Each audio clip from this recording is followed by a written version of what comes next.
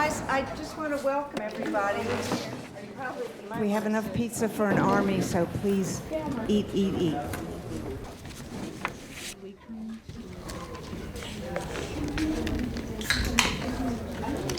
So think of your questions for your author. I think they want you to use the cards. What do they do when they get writer's block, and if they get writer's block?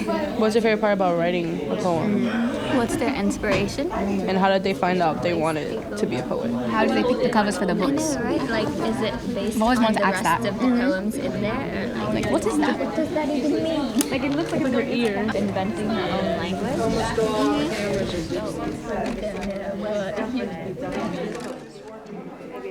As soon as I started reading, it caught to me because it actually uses imagery.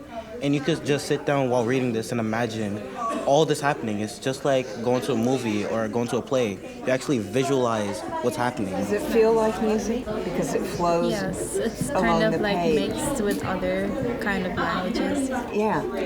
I love that word, andambulu. Dum. Maybe we can ask him how to pronounce that. Yeah. Hear him say it. Yes.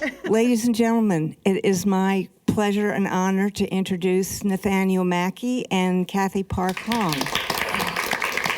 I never thought I would ever be a writer, let alone a poet, when I was growing up. My family didn't read books to me. I mean, I grew up in an immigrant family, and I learned English a little bit later. It wasn't really until college that I started really getting into poetry. And it took a long time for me, actually, to kind of acknowledge myself as a writer, as a poet. But I think it's because I didn't have that legacy of writers, of people who looked like me.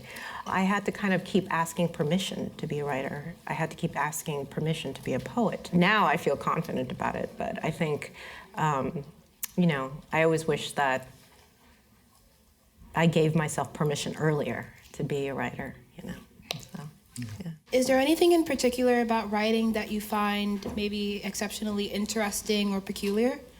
It's a different thing to think about language a lot and to be immersed in it. Just like I would imagine it's a different thing for a sculptor, you know, thinking about stone or thinking about wood. I misread the title of a book the other day. The book is called World Without End. I thought it said World Without And. I ended up writing a poem called World Without And.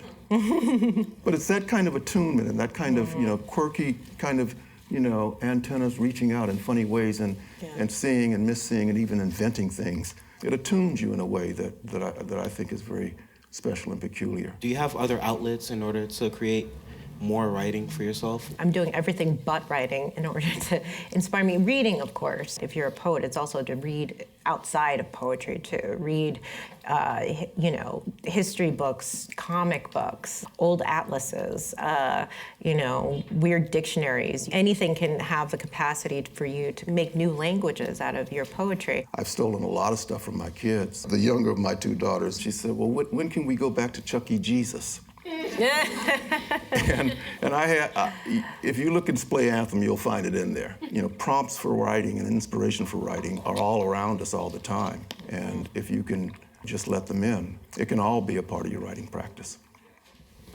Oh, hi again. Is there any specific impact that you want your writing to have for anyone or just for the world or even for yourselves? The impacts that writing has had for me, I would like it to have for others. The experience of reading, for me, was an experience of enlargement. I used to do this thing when I was a teenager. Every night, I would figure out the farthest point west I had been, the farthest point north, the farthest point east, and the farthest point south that day. And I would compare the compass of my physical movement with the compass of my mental movement through reading.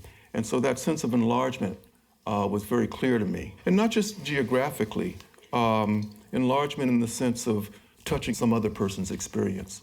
So it was a way of moving, and it's a way of being moved.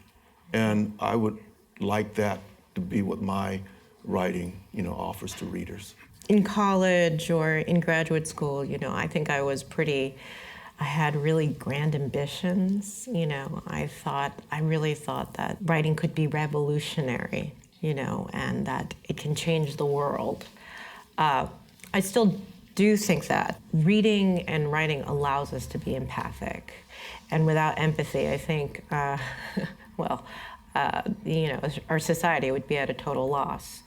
And, I think in that way, writing can, affect great change. But, it's more incremental. It's more one mind or one heart at a time. Thank you so much. This has been really enlightening. Your questions have been great.